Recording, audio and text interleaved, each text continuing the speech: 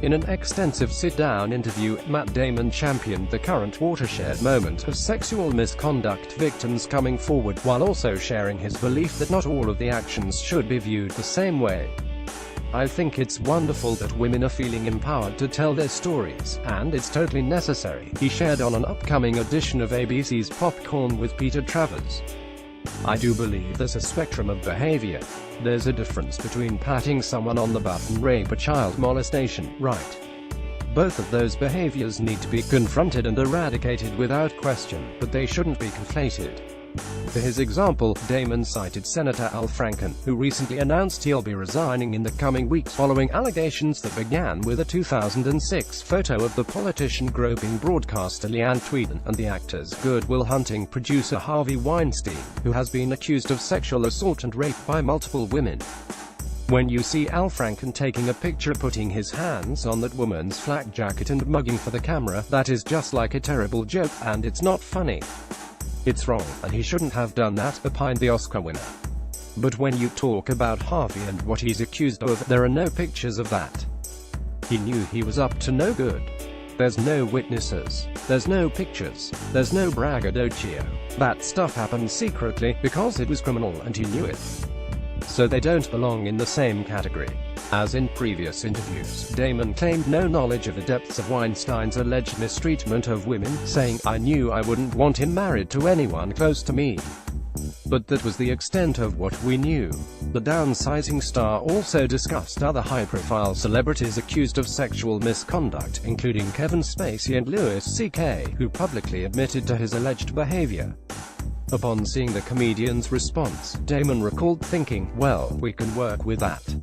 And the fear for me is that right now, we're in this moment, and I hope it doesn't stay this way. The clear signal to men and to younger people is deny it," shared Damon. "Because if you take responsibility for what you did, your life's going to get ruined. But if you deny it, you can be in the White House, you can be the president." Following accusations by actor Anthony Rapp, who at the time was 14, of unwanted sexual advances by a then 26-year-old Spacey, the no-fight House of Cards star issued a statement via Twitter. "I have a lot of respect and admiration for Anthony Rapp as an actor. I'm beyond horrified to hear his story," Spacey wrote in part.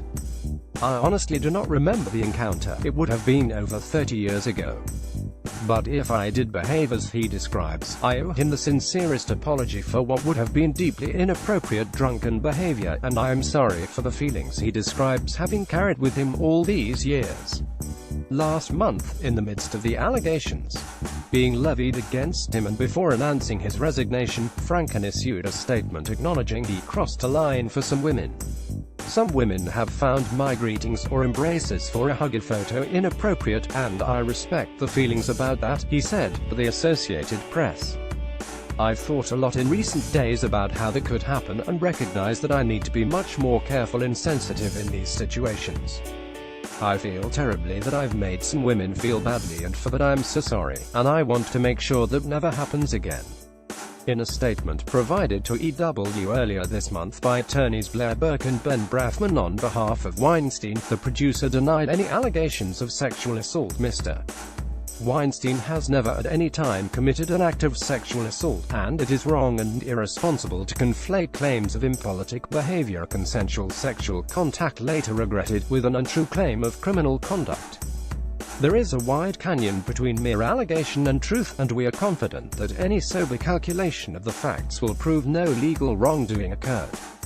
Nonetheless, to those offended by Mr. Weinstein's behavior, he remains deeply apologetic."